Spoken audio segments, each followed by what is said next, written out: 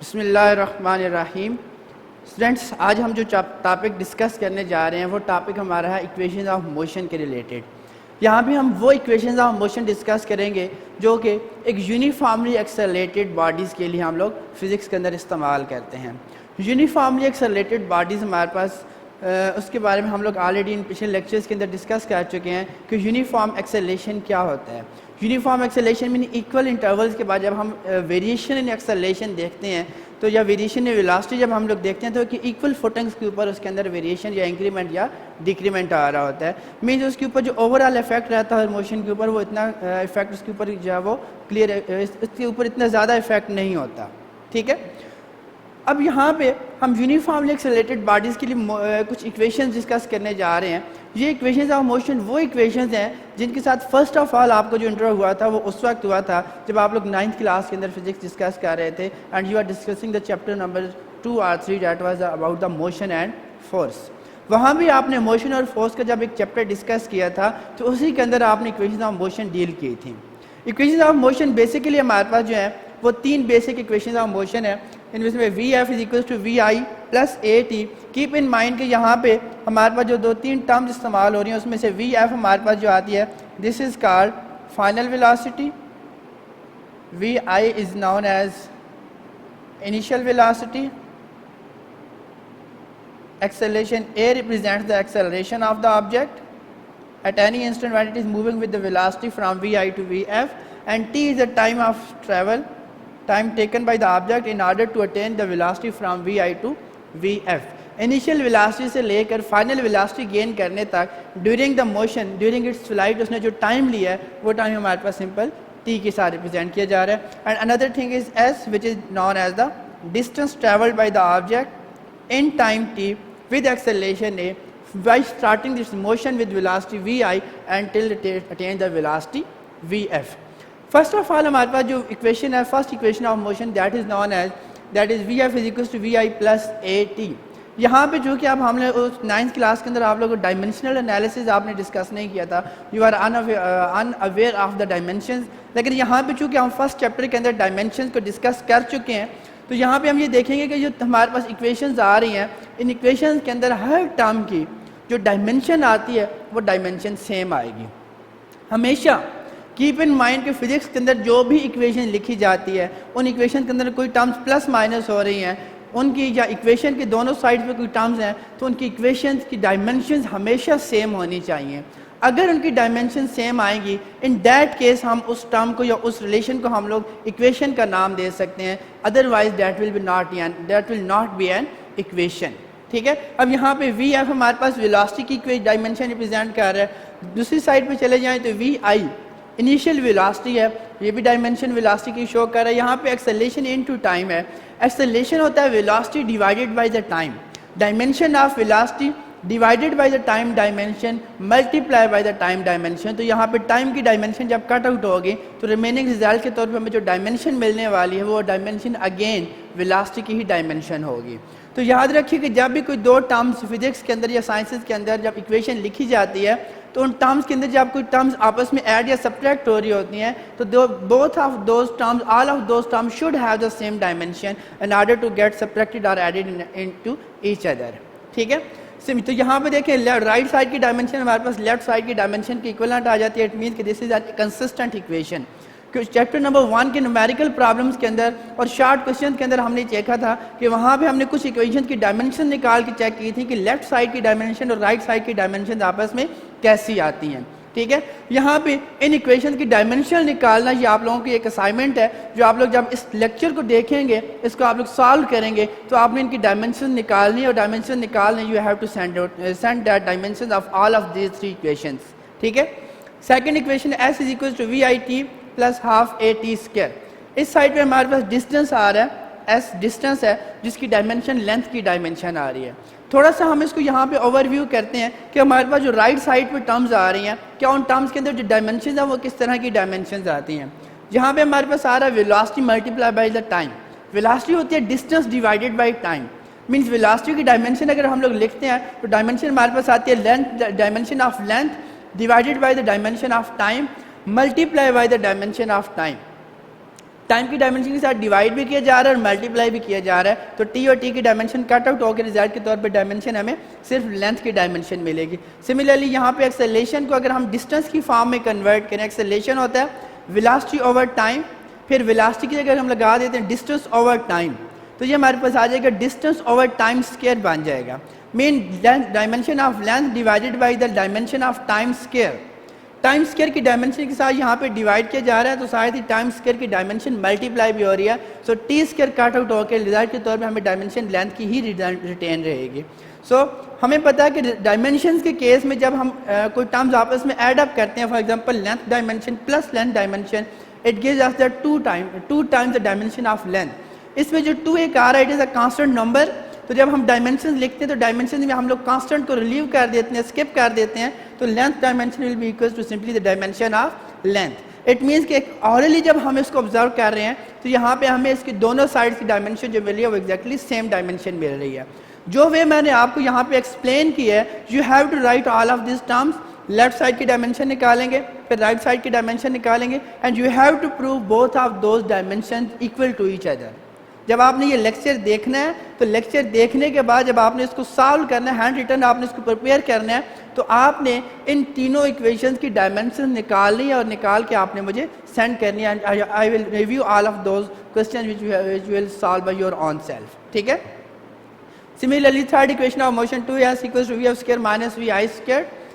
इसी तरह एक हमारे पास ये इक्वेशन ऑफ मोशन है जिसके अंदर अगर हमारे पास एक न्यूमेरिकल प्रॉब्लम है, अब तीनों इक्वेशन ऑफ मोशन कौन से किस तरह के न्यूमेरिकल प्रॉब्लम के ऊपर अप्लाई होती हैं, उसके लिए हमने ये देखना है कि हमारे पास टोटल डाटा इस तरह का हो सकता है। इस डाटा में से अगर कोई एक चीज़ हम स्किप कर दें तो रिजल्ट के तौर पर जो हमारे पास रिमेनिंग डाटा बचेगा उस डाटा को अप्लाई करने के लिए हमारे पास कोई एक तीनों में से एक इक्वेशन जो होगी वो सूटेबल होगी। अगर हम देखते हैं इसमें कि अगर हम इस फाइनल वेलोसिटी को स्किप कर दें, फाइनल वेलोसिटी स्किप करने के बाद वी आई एक्सेलरेशन टाइम और सेकंड, ये चारों टर्म्स कौन सी एक इक्वेशन के अंदर फॉलो अप कर रही हैं, तो that is the second equation of motion. Initial velocity भी उसके अंदर है, एक्सेलरेशन भी है, टाइम भी है और डिस्टेंस भी है, ठीक है। अगर इसमें से वी एफ का कोई जिक्र ना हो, न्यूमेरिकल प्रॉब्लम के अंदर इन चारों में से कोई से 3 टर्म्स दे दी जाए, कहा जाए कि चौथी टर्म कैलकुलेट करें, तो we will use the second equation of motion, ठीक है।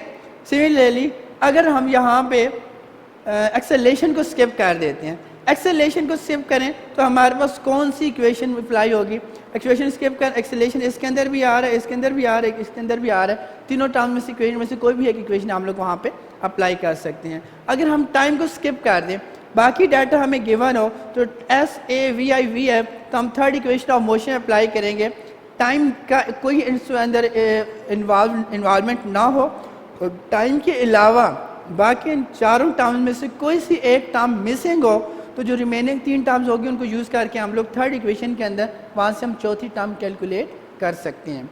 The very first equation of motion which you have encountered when you start the physics in class 9, that was the s is equals to vt। ये जो बाकी तीनों equation आपने पढ़ी है, ये तीनों इक्वेशन इस इक्वेशन के बाद आती हैं, ठीक है। तो यहाँ से s is equals to vt हमारे पास फर्स्ट एंड फॉरमोस्ट इक्वेशन है फिजिक्स की, जो कोई भी बच्चा जब 9th क्लास के अंदर फिजिक्स स्टार्ट करता है तो जो सबसे पहले जिस इक्वेशन को डिस्कस करता है that is s is equals to vt। यहाँ पे s हमारे पास टोटल डिस्टेंस है, v is the average velocity. अगर हम v को एवरेज वेलोसिटी के तौर पे ट्रीट करें तो यहाँ पे इनिशियल और फाइनल वेलोसिटी के केस में हम इसको लिख सकते हैं vf plus vi divided by 2 multiply by the time t। क्योंकि एवरेज वेलोसिटी हमें पता है एवरेज कैसे निकाली जाती है कि 2 नंबर हैं, दोनों को सम करके डिवाइडेड बाई 2 कर दें, जितने नंबर्स हम लोग सम कर रहे हैं डिवाइडेड बाई दैट नंबर, तो हमें एवरेज वेलोसिटी बताता है, ठीक है। तो एवरेज नंबर हमें ये एवरेज टर्म बता देगा। एवरेज वेलोसिटी अगर हम इसको यहाँ पे लें तो average velocity V F plus V I divided by 2 into T, this is another equation of motion. अब एक चीज़ आप लोगों ने माइंड में रखनी है कि ये जो चारों इक्वेशन ऑफ मोशन अप्लाई की जाती हैं, इन चारों को कहाँ एप्लीकेशन कहाँ होती है। कीप इन माइंड कि ऐसे प्रॉब्लम्स जिन प्रॉब्लम्स के अंदर हम लोग सिर्फ लीनियर मोशन को डील कर रहे होते हैं, जब भी हम लीनियर मोशन को डील करेंगे, जो यूनिफॉर्म वेलोसिटी के साथ मूविंग ऑब्जेक्ट की मोशन को हम लोग डील कर रहे होंगे, एट दैट टाइम हम लोग यही तीनों चारों इक्वेशन ऑफ मोशन जो होगी इनको यूज़ करेंगे। जब हमारे पास मोशन लीनियर हो, एक स्ट्रेट लाइन के अंदर हमारे पास ऑब्जेक्ट मूव कर रहा हो, तो उस वक्त क्या होता है कि जो डायरेक्शन ऑफ मोशन होती है वो चेंज नहीं होती। डायरेक्शन ऑफ मोशन चेंज ना होने का मतलब क्या है, उसका इन इक्वेशन के साथ क्या रिलेशन बनता है। We know that displacement S is a vector quantity, या इसको हम डी से भी रिप्रेजेंट कर सकते हैं। फिर वेलोसिटी एक वेक्टर क्वांटिटी है which depends upon the direction of displacement. Acceleration हम लिखते हैं v over t, v is a velocity, v is a vector quantity which depends upon the direction of velocity। अगर एक स्ट्रेट लाइन के अंदर motion है तो जो मोशन डायरेक्शन डिस्प्लेसमेंट की होगी वही डायरेक्शन वेलोसिटी की होगी, जो वेलोसिटी की डायरेक्शन है वही एक्सेलरेशन की डायरेक्शन होगी in case of increasing velocities. अगर वेलोसिटी इंक्रीज कर रही है with the time, with the passage of time, तो डिस्प्लेसमेंट, वेलोसिटी और एक्सेलरेशन तीनों की एक ही डायरेक्शन होगी। जब सारे के सारे वेक्टर एक स्पेसिफिक डायरेक्शन के अंदर अलाइंड होते हैं तो उस वक्त उन्हीं वेक्टर्स को हम लोग डिस्कस कर सकते हैं simply in the form of a scalar. एक स्केलर नंबर के तौर पे ही उन सारे वेक्टर्स को डील किया जा सकता है। ठीक है, अगर वहाँ पे हम कहें कि जो स्केलर नंबर है सारे, तो उन सारे की डायरेक्शन को हम लोग एक ही पॉजिटिव डायरेक्शन असाइन करेंगे। मसलन हम कहते हैं कि डिस्प्लेसमेंट इस डायरेक्शन के अंदर है, वेलोसिटी भी इसी डायरेक्शन के अंदर है, एक्सेलरेशन भी इसी डायरेक्शन के अंदर है। All of these vectors will be assigned the positive sign. अब अगर उनमें से कोई एक नंबर या कोई एक टर्म हमारी इस तरह की आ जाती है कि जो उसकी वेलोसिटी अपोजिट आ जाए, तो फिर जो इनिशियल हमारे पास एक वेक्टर होगा, एक नंबर टर्म होगा, उसके करस्पॉन्डिंग जिनकी अपोजिट डायरेक्शन होगी, those will be assigned with the negative sign. ठीक है, ये इक्वेशंस अप्लाई की जा सकती है लीनियर मोशन के लिए with uniform moving, uniformly accelerated objects. उसके अलावा स्ट्रेट लाइन के अंदर मोशन है तो वही लीनियर मोशन, उसके अंदर हम लोग इसको अप्लाई कर सकते हैं। इसके अलावा हमारे पास एक और सिस्टम ऑफ डिस्कशन इस तरह का होता है जिसके अंदर हम इन्हीं इक्वेशन को अप्लाई करते हैं, and those are known as the free falling objects.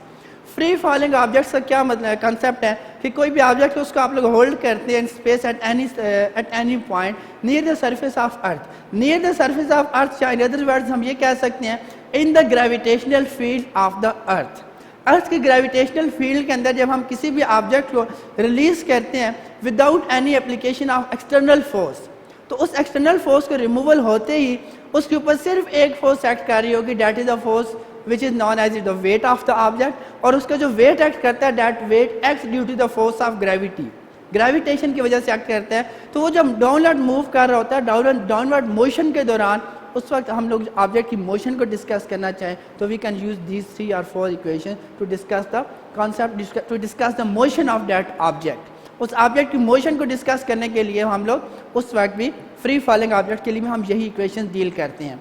लेकिन जब हम फ्री फॉलिंग ऑब्जेक्ट्स के लिए इक्वेशन को लिखेंगे तो इन इक्वेशन के अंदर एक माइन्यूट सा चेंज आ जाएगा। वो माइन्यूट सा चेंज क्या होगा कि उसके लिए हम लोग एक्सेलरेशन को ए के बजाय जी के साथ रिप्लेस कर देंगे।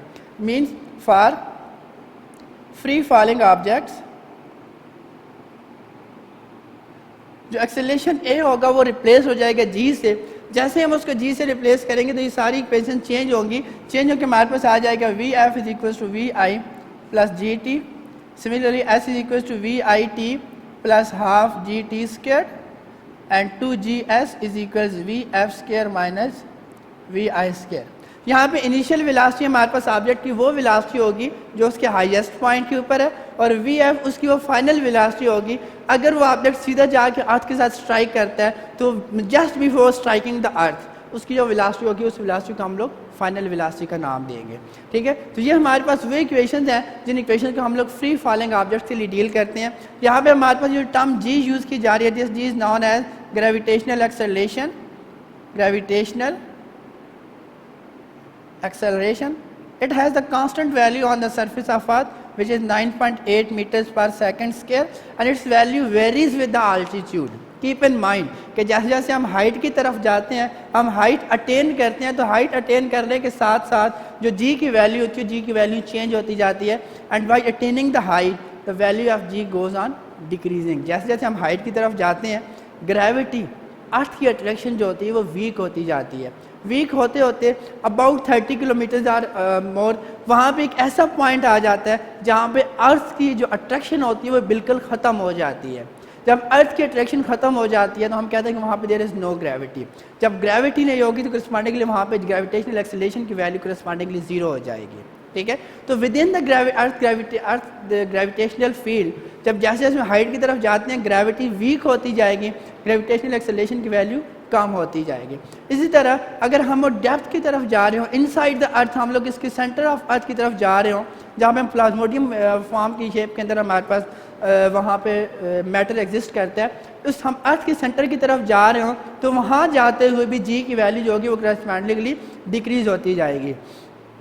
क्वेश्चन ये आता है कि जी की वैल्यू जो होती है मैक्सिमम कहाँ पे होगी, तो maximum value G will exist at the poles of the earth. जो अर्थ के दो साउथ और नॉर्थ पोल्स हमारे, इसके हम लोग पोल पॉइंट्स कहते हैं, उन पोल्स के ऊपर जब हम लोग मूव करेंगे तो वहाँ पे जी की अर्थ की वैल्यू, ग्रेविटेशनल एक्सेलरेशन की वैल्यू मैक्सिमम होगी।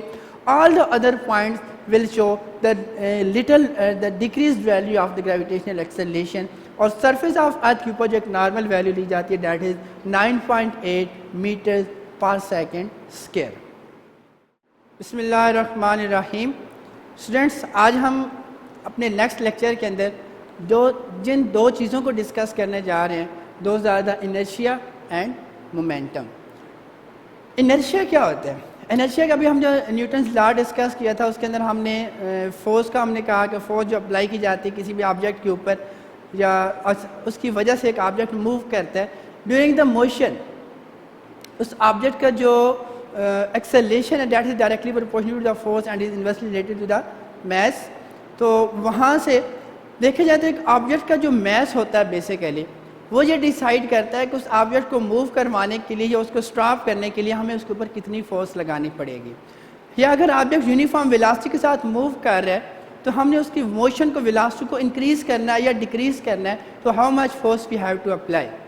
या अगर कोई ऑब्जेक्ट रेस्ट पे है तो उस ऑब्जेक्ट को मोशन के अंदर लेकर आने के लिए हमें उसके ऊपर कितनी फोर्स एक्सर्ट करनी पड़ेगी। It's all related to the mass of the object. तो इनफैक्ट किसी ऑब्जेक्ट का जो मैस होता है वो मैस ही उसका इनर्शिया कहलाता है। बेसिकली सिंपली जो होता है मैस ऑफ द ऑब्जेक्ट होता है that is simply a quantitative measurement of the objects inertia. Object का जो मैस होता है उस मैस को हम क्वांटिटेटिवली मेजर कर लें कितना मैस है, वही मैस उसका इनर्शिया कहलाएगा। अब इनर्शिया जो होता है वो हमेशा इस तरह एक्ट करता है कि वो ऑब्जेक्ट की स्टेट ऑफ रेस्ट है तो उसको मेंटेन करने की कोशिश करेगा।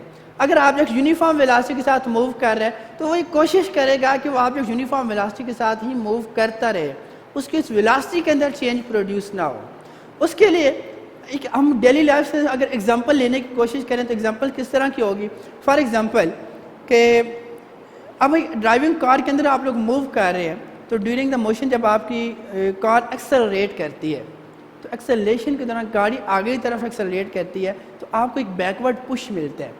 जब एक यूनिफॉर्म वेलोसिटी के साथ गाड़ी मूव कर रही थी तो आप उसके अंदर बिल्कुल एक नॉर्मल रिलैक्स पोजीशन के अंदर थे। जैसे गाड़ी फॉरवर्ड एक्सेलरेट करती है आप बैकवर्ड डायरेक्शन में आपको पुश मिलता है। वो जो बैकवर्ड डायरेक्शन में पुश मिलता है वो किस लिए मिलता है, ताकि आपकी वो जो एक स्टेट ऑफ रेस्ट थी गाड़ी के अंदर वो स्टेट ऑफ रेस्ट आप मेंटेन रख सकें। अगर आप फॉरवर्ड डायरेक्शन के अंदर ही आप लोगों को पुश मिलेगा तो करस्पॉन्डिंगली वहाँ पे जो एनर्जी होगा वो मेंटेन नहीं रहेगा। इसी तरह अगर हम इसका कन्वर्स देखें कि एक हाई स्पीड के साथ मूव करती हुई गाड़ी कहीं स्मैश करती है किसी वॉल के साथ या किसी हैवी ऑब्जेक्ट के साथ, तो क्या होता है एकदम से गाड़ी स्टॉप होती है। लेकिन जैसे ही गाड़ी स्टॉप होती है जो आपका जो फेस है वो डायरेक्टली जाके उसके विंडो मिरर के साथ, फ्रंट विंडो जो होती है इस मिरर के साथ स्मैश करता है। वो जो स्मैशिंग होती है वो किस लिए होती है? जैसे ही एकदम से गाड़ी स्टॉप करेगी आप एकदम से उसके अपोजिट डायरेक्शन में मूव करते हैं और जाके आपके साथ उसके साथ कोलाइड करते हैं, ठीक है। तो वो जैसे ही उसने गाड़ी की फॉरवर्ड मोशन को एकदम से स्टॉप कर लिया है आपको उसने फॉरवर्ड पुश दिया है ताकि वो जो मोमेंटम उसका इनर्शिया वहाँ पे वो इनर्शिया बैलेंस रह सके। उस इनर्शिया की वजह से आपको जो मैस है वो मैस फॉरवर्ड डायरेक्शन के अंदर मूव कर रहा था, लेकिन वो खुद मूव नहीं कर रहा था, वो एक इनर्शियल फ्रेम के अंदर रह के मूव कर रहा था। जैसे हमने उस इनर्शियल फ्रेम को रोक दिया अब उसके अंदर वो जो मौजूद ऑब्जेक्ट्स हैं वो ऑब्जेक्ट्स मूव करना स्टार्ट कर देंगे। जब तक उनके आगे कोई हर्डल नहीं आएगी वो कंटिन्यूसली मूव करते रहेंगे। फॉर एग्जांपल एक हमारे पास एक स्ट्रेट कोई प्लैंक है, कोई फट्टा सा है हमारे पास, उस फट्टे को हम लोग मूव करवाते हैं, उसके ऊपर हमने कोई ऑब्जेक्ट प्लेस कर दिया, ठीक है, कोई बॉल प्लेस कर देते हैं, कोई फुटबॉल प्लेस करते हैं। लेट्स सपोज इस तरह का हमारे पास कोई एक प्लैंक फुटबॉल है, फट्टा सा है, इसके साथ नीचे हम लोग टाई लगा के इसको हम फॉरवर्ड डायरेक्शन में मूव करवा रहे हैं। It is moving in forward direction, लेकिन इसके ऊपर ये जो फुटबॉल हमने रख दिया या बॉल रख दी है, ये बॉल इनिशियली क्या है इसकी वेलोसिटी 0 है but its velocity is not equal to 0। हम क्या करते हैं कि इस प्लेन को हम लोग स्टॉप कर देते हैं। जैसे हम इसको स्टॉप करेंगे हम इसकी वेलोसिटी को ज़ीरो कर देते हैं। जैसे ही इसकी वेलोसिटी ज़ीरो होगी, ये जो फुटबॉल होगा इसकी वेलोसिटी जो होगी वो नॉन ज़ीरो हो जाएगी। क्यों? क्योंकि सिस्टम के अंदर जाकर ये मूव कर रहा था, ये तो रेस्ट में था, सिस्टम मूव कर रहा था। हम अचानक से इस सिस्टम को स्टॉप करते हैं तो इसके अंदर जो इनर्शिया है वो इस इनर्शिया उसको फॉरवर्ड डायरेक्शन के अंदर, इसके अंदर जो मोमेंटम है वो उसको फॉरवर्ड डायरेक्शन में मूव करवाएगा। ठीक है। इसी तरह जब आप लोग गाड़ी के अंदर जा रहे होते हैं, कहीं आप लोग कर्व शेप पे टर्न ले रहे होते हैं, गाड़ी अगर लेफ्ट वर्ड टर्न लेती है तो आपको राइट वर्ड उसके अंदर एक पुश मिलता है। वो जो पुश मिलता है वो हमेशा डायरेक्शन ऑफ मोशन, उसके मोशन के अगेंस्ट मिलता है, ताकि उसका जो एनर्जिया होता है वहाँ पे वो उसकी जो स्टेट ऑफ मोशन है उसकी स्टेट ऑफ मोशन को चेंज होने से रोक सके। उसके अपोजिट हमेशा एनर्जिया जो होता है वो change in state of motion जो होती है उसके अगेंस्ट अप्लाई होता है, एक्ट करता है। ठीक है।